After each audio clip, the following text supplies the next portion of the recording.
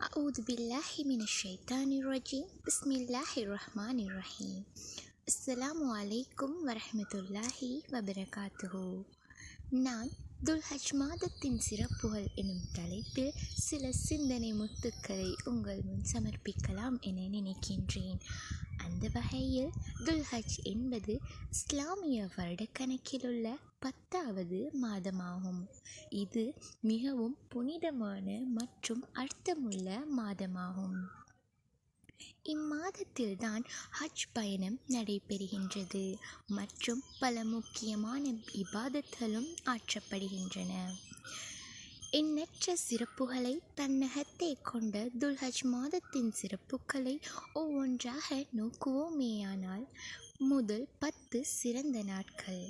அதாவது நபிகள் நாயகம் ஸல்லல்லாஹு அலைஹி வஸல்லம் அவர்கள் கூறினார்கள், அல்லாஹ்விடம் இச்செயல்கள் அதிகம் விரும்பப்படும் நாட்கள் துல்ஹஜ்ஜின் முதல் 10 நாட்களே. அதாவது இந்நாட்களில் துஆ, திக்ர், நோன்பு, சதகை போன்ற நல்ல செயல்கள் அதிக நன்மையை தருகின்றது. இரண்டாவது சிறப்பாக அரஃபா நாள். துல்ஹஜ் பிறை 9ஆம் நாளான அரஃபா நாள் மிகவும் சிறப்புமிக்க நாளாகும். இது ஹஜ் செய்யும் மக்களுக்கு மிக முக்கியமான தினமாகும். ஹஜ் செய்யாத நமக்கும் கூட அந்த நாளில் நோன்பு நோட்பது 2 வருட பாவங்களை மன்னிக்க உதவுகின்றது. மூன்றாவது சிறப்பாக ஈதுல் அத்ஹா பிறை 10ஆம் நாள் பெருநாள் தினமாகும். இந்த நாளில் நம் ஈமானையும் நபி இப்ராஹிம் அலைஹிஸ்ஸலாம் அவர்களது தியாக உணர்வையும் நினைவு கூறும் நாளாக காணப்படுகின்றது. நான்காவது சிறப்பாக குர்பான். அல்லாஹ்வுக்காக விலங்குகளை பலி செய்வது குர்பான் எனப்படுகின்றது. இது ஒரு மாபெரும் இபாதத்தாகும். இதனால் தான் குர்பானி கொடுக்கும் நிகழ்வுக்காக நம் தக்வாவும் அதிகரிக்கப்படுகின்றது. ஐந்தாவது சிறப்பாக ஹஜ் எனும் இபாதத். இம்மாதம் ஹஜ் கடமையாக உள்ள ஒரே ஓர் மாதமாகும். இது இஸ்லாத்தின் 5 கிளைகளில் ஒன்றான ஹஜ் நிறைவேற்றப்படும் மாதமாகும். ஹஜ் செய்தவரால் அனைத்து பாவங்களும் மன்னிக்கப்பட்டு அன்று பிறந்த பாலகன் போல் மாறுவதாக நாயகம் ஸல்லல்லாஹு அலைஹி வஸல்லம் அவர்களும் கூறியுள்ளார்கள்.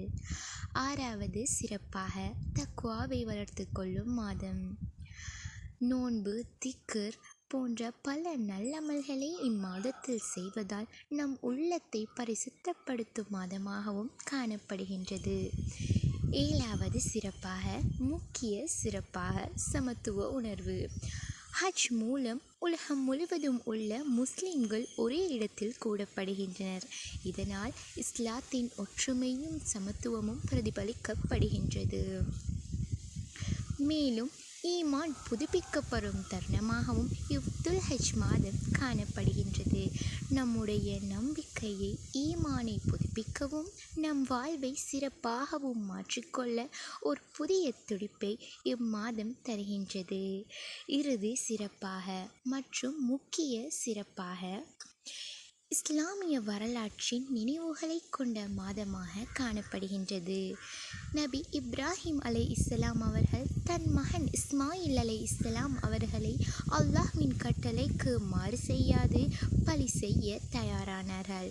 இத்தகைய முக்கிய இஸ்லாமிய நினைவுகளை கொண்ட மாதமே துல்ஹஜ்ஜுடைய மாதமாகும்.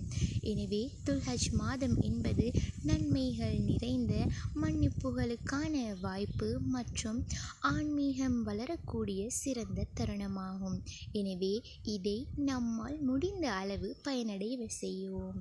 இறைவனிடம் இம்மாதத்தை நம்மை மன்னிக்கும் மாதமாக ஆக்கித்தர வேண்டி பிரார்த்திப்போம். வாய்ப்பளித்த அல்லாஹ்வுக்கும் உங்களுக்கும் நன்றி கூறி விடை பெறுகிறேன். அஸ்ஸலாமு அலைக்கும் வரஹ்மத்துல்லாஹி வபரகாத்துஹு.